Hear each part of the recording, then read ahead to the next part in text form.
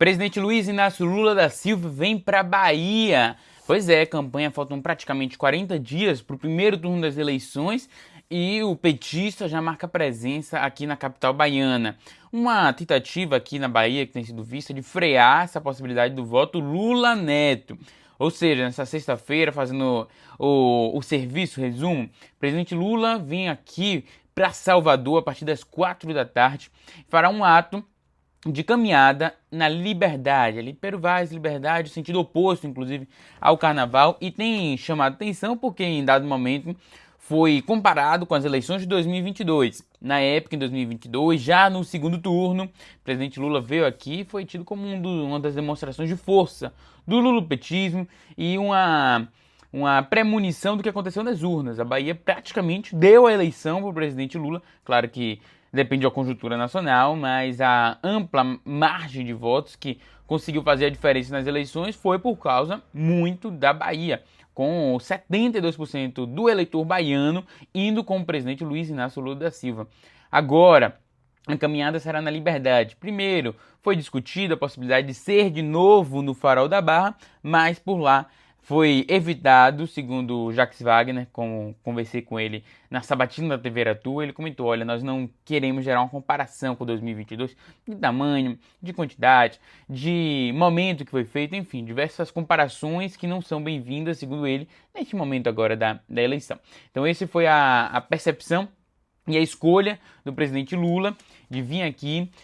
Jacques Wagner, inclusive, respondeu na sabatina da TV Aratu ao apresentador Marcelo Castro, apresentador do Alô Juca, falou assim, olha, nós não estamos receosos com o voto Lula Neto, a vinda dele é para mostrar força e o apoio dos baianos, então essa é a intenção, esse é o discurso da base petista aqui na Bahia, mas fato é, o voto Lula Neto já assusta, foi 72% do eleitor baiano, cerca de 30% num cálculo básico matemático, foi com o Neto e, ao mesmo tempo, foi com Jerônimo Rodrigues aqui no nosso estado. Então, essa é a percepção desse primeiro momento, já que isso tem sido muito comentado, essa possibilidade crescendo nesta eleição, já no início da campanha, e que o Partido dos Trabalhadores já mobiliza o seu principal cabo eleitoral logo no início deste processo eleitoral também. Então, não será na Barra, será na Liberdade, região do Pero Vaz, com o presidente Lula a partir das 4 da tarde aqui em Salvador. E claro que a gente vai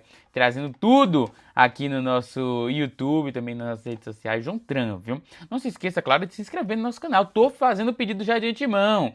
Curta nosso conteúdo, compartilhe, porque pequeno produtor de conteúdo precisa de sua ajuda, viu? Então fique comigo e nos ajude também a levar essa informação, os bastidores da política, a eleição, que tem sido muito movimentada nessa semana também, pela sabatina do Jornal Nacional, eleições na TV Globo, comandado por Renata Vasconcelos e César Tralli, desde do debate, né? Eu destaco que nosso último vídeo foi na sexta-feira e muito aconteceu nesse processo. O debate no domingo, acho que deu o tom do que vai ser essa campanha, né? Primeiro, de antemão, pontuar a ausência de Lula e a ausência de Flávio Bolsonaro e até de Romeu Zema, que aqui tem sido percebido, né? Primeiro, a ausência desses dois principais nomes. Dois que falam tanto, em especial Lula, que fala tanto de democracia e que aí a gente já percebe que não está disposto a diálogo. Isso é muito triste, muito pobre, mas virada esta página, com a expectativa dele estar presente Lula e Flávio Bolsonaro, pelo menos no debate da Globo, depende das pesquisas até lá, né? Das impressões dessa campanha, mas a falta de Romeu Zema mostrou um pouco o tom de ausência dele. Lula e Flávio Bolsonaro não estiveram no debate e foi muito comentado. O nome dos dois foram muitos comentários, foram diversos comentários durante o debate sobre os dois. Então, eles estiveram ausentes, mas não estiveram em falta ali naquele momento. Pelo menos seu nome foi repetido diversas vezes, com críticas, óbvio, mas são nomes lembrados, o eleitor recebe esses nomes. Inclusive com Flávio Bolsonaro sendo o maior alvo dos ataques. Lula foi mais citado, mas Flávio Bolsonaro foi alvo de mais ataques, digamos assim. Porque todos os componentes que estiveram presentes eram da direita. Então a disputa de voto era grande entre aqueles componentes. Mas destacando também que o presidente Luiz Inácio Lula da Silva também foi alvo de diversas críticas. Ainda importante dizer que o presidente Lula foi nessa semana ao Tribunal Superior Eleitoral contra algumas falas de Ronaldo Caiado, de Renan Santos, lá no debate da Band. Ele teve a oportunidade de trazer a sua resposta, de trazer suas versões, mas optou por não ir, né? Agora vai à justiça tentar tirar esses trechos das redes sociais. Cômodo, conveniente, digamos assim. Claro que toda ofensa, toda questão inverídica tem que sim ser vista pela nossa justiça eleitoral, assim como semana passada, gente. Acabei não comentando na sexta, mas não acho necessário a gente se alongar muito para não dar justamente palco, algo que a Universidade Federal da Bahia deu. A Universidade Federal e a esquerda têm dado palco para a extrema-direita falar, irritar, viralizar. O Diego Castro, deputado estadual, invadiu a Universidade Federal da Bahia, a Facom, para tirar adesivos relacionados ao Partido dos Trabalhadores, uma suposta campanha, né, que estaria sendo feito em cima de um patrimônio público, e sim, tudo deve ser fiscalizado, deve ser mandado para o aplicativo Pardal do Tribunal Superior Eleitoral, que faz essa fiscalização, e não buscar viralizar nas redes sociais. Ele poderia ter ido lá, gravado seu vídeo, olha como está a UFBA cheia de adesivos, tirava ali um ou outro, ia gravar, a bolha dele ia assistir, mas não, a UFBA entrou no jogo da ofensa, entrou num embate. Infelizmente, minha gente, a gente sabe que o alvo foi a universidade, o alvo foi a democracia, o alvo foram os estudos, o diálogo, o seminário, a ciência. Então, a extrema-direita tem isso como palco, atacar a ciência. Fechado esse capítulo, acho importante a gente trazer esse panorama e entender que enquanto a democracia perde espaço com a extrema-direita e a universidade, a ciência, dialogando de forma também excessivamente combativa, em momentos que o diálogo deveria acontecer, como os debates, aqueles mesmos que rechaçam, que dizem que Diego Castro foi errado, que a extrema-direita tem sido invasiva ou ditatorial, por outro lado, não participam de debates. Então, eu pego esse episódio para aproveitar e fazer essa comparação.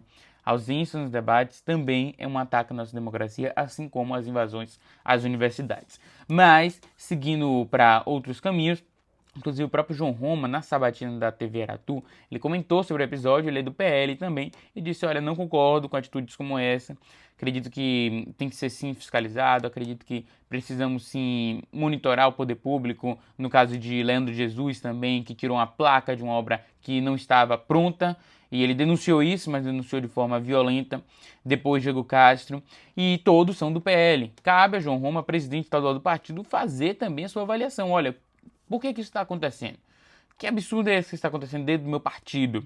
Vou continuar mandando emendas, por exemplo? Vou continuar mandando recursos para a campanha? Emendas não, porque é lá no Congresso, mas recursos para a campanha? O Partido Liberal pode sim participar da democracia, mostrar que é possível ser da direita, ser do Partido Liberal, mas está dentro do jogo democrático, institucional e dentro da solenidade e atribuições do cargo. João Roma mostra isso. Fala, olha, não concordo com atitude como essa, mas não faz fiscalização, não faz uma orientação aos seus entes, então é conveniente também.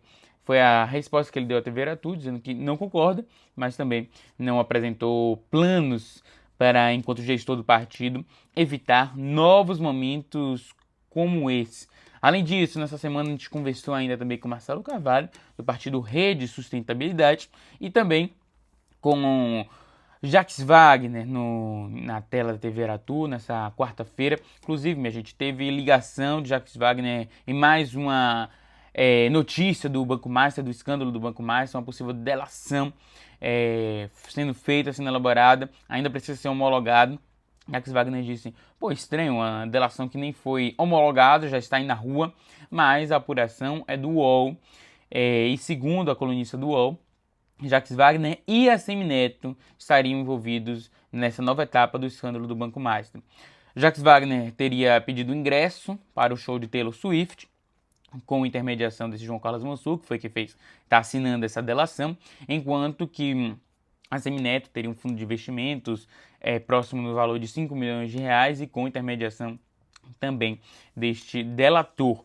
Wagner, na TV Aratu, comentou, olha, muito diferente o ingresso, que eu não sabia nem que teria ligações de fato com o Banco Master, com esse delator. Ele pediu para Augusto Lima, um dos sócios do Banco Master, sócio de Daniel Vorcaro, eu pedi para Augusto Lima esse ingresso, que minha neta queria assistir o show de Taylor Swift, e ele pediu para esse João Carlos Mansur, então eu não tinha noção da ligação com o Banco Master, qualquer possível favorecimento. Já ele ainda comentou na entrevista TV Aratu que o caso de Assemineto, se confirmado, é muito mais grave, porque são valores milionários. foi a pontuação dele, que, claro, a gente vai acompanhar também a investigação no âmbito da justiça. Tudo isso são informações, são princípios que estão em burburinho. Comentei lá do debate no domingo que trouxe nomes da direita, apenas eles participaram, e nomes que são nanicos nessa eleição. Nomes que fogem dessa polarização óbvia, em uma eleição tão polarizada. Os nomes de peso, claro, são Lula e Flávio Bolsonaro. Romeu Zema não foi praticamente afundando a sua candidatura. Segunda-feira ele participou da Sabatina do Jornal Nacional em mais um processo afundando também a sua candidatura. Ele que tem uma bagagem,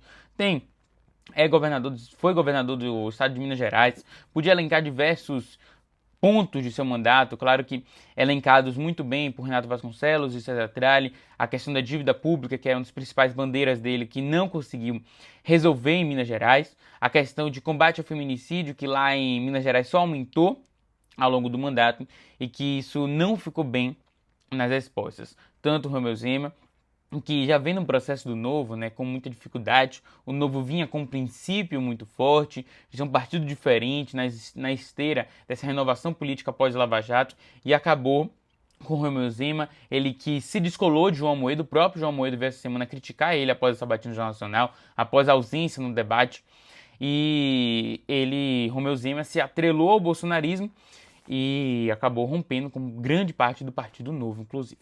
Na terça-feira veio o Ronaldo Caiado, que também não conseguiu ir bem. Tem tantos dados a mostrar do estado de Goiás e ele não está conseguindo. Inclusive, esse é um extrato do debate, inclusive. No debate, ele se apequenou. Dois outros nomes que não têm qualquer expressão política, qualquer noção de gestão. Ronaldo Caiado já está desde 1980 na política, sendo candidato à presidência da República desde a redemocratização, e quando chega numa mesa do Jornal Nacional, ele se furta das respostas inconcretas. No debate, ele se apequenou ao nível de Renan Santos e Augusto Cury, e não conseguiu mostrar que ele, na prática, já é um gestor e já tem bagagem. Tem sido muito mal na sua forma, na sua estratégia de comunicação. Na quarta-feira, ontem, aí sim nós tivemos Renan Santos, que eu acredito que vale um capítulo à parte. Diferente de Romeu Zema, diferente de Ronaldo Caiado, ele foi muito bem em sua fala. Dá para enganar, sim, aquele eleitor que pega despercebido. Não teve um clima de...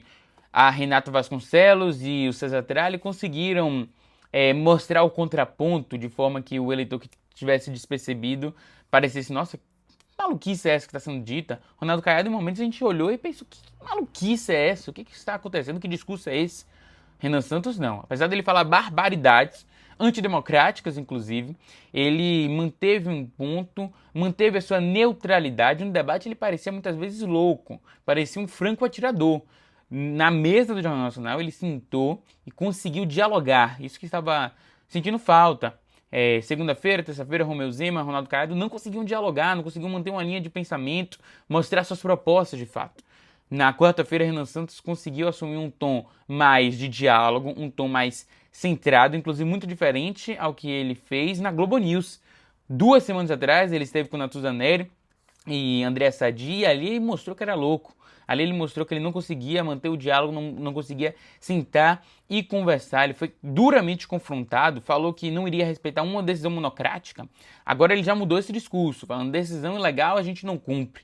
Obviamente, decisão legal a gente cumpre e recorre. Não é correto, não tem menor respaldo jurídico essa fala, mas já tem uma reconfiguração para esses momentos importantes, momentos que exigem maior lucidez e uma fala amena. Mostrou que ele não é apenas um franco atirador, mas sabe também dialogar. Lembrando que ele representa o MBL, que foi um movimento ali no braço da esteira daquele movimento Não Vai Ter Copa, das manifestações de 2013. E o MBL foi o único partido, o movimento, na verdade, né, que virou missão agora, que conseguiu sobreviver nesse debate político lá. Não virou apenas a esteira, não foi comido pela esteira e a engrenagem política. Só que aí ele ainda tem dificuldades para, por exemplo, mostrar que não é um clube da bolinha, que não tem só homens, como a configuração partidária apresenta, né? 92% da configuração partidária é masculina do MBL. Ele não tem seu plano de governo, que ele se vangloria em ser o maior. Ele não tem dados sobre o combate ao feminicídio. Então ele fala muito sobre segurança pública, sobre violência, mas não vai tratar de violência contra a mulher. Ele basicamente disse, olha, não é atribuição do governo federal, os estados, os municípios já fazem o seu o seu plano e na prática não tem uma forma concreta do que ele vai fazer, do que ele falou, falta só investimento. Só que não é só isso que falta. Ah, porque assim, ao longo da minha gestão, eu vou reduzir os gastos e vou ampliar o investimento nesses planos que já existem nos estados. Só que não é só isso. Precisa de muito mais também. No curto prazo, inclusive, de políticas públicas. Falou sobre bomba atômica, por exemplo, aliás, bomba nuclear, que o Brasil precisa ter bomba nuclear para ser respeitado a nível mundial. E o Brasil precisa sim ter sua soberania respeitada, a gente tem visto isso em xeque, mas não é necessariamente no caminho bélico que isso vai ser respeitado. Enfim, ele mostrou que melhorou de uma sabatina para outra, ele foi o mais centrado e mostrou que tem esse outro tom, essa outra possibilidade, mas foi extremamente antidemocrático em suas respostas, mostrou que não pensa nas mulheres e também não tem proposta para o meio ambiente também. Enfim, minha gente, um giro dessa semana, uma semana tensa, uma semana forte na nossa política e por aí vai ser, viu? Lula na Bahia na sexta-feira, a gente vai trazer também todos os detalhes aqui nas nossas redes sociais. Só acompanhe, viu? João Tran. Um ótimo dia. Siga acompanhando a gente nas nossas eleições, que você vai ter todas as informações e vai decidir bem o seu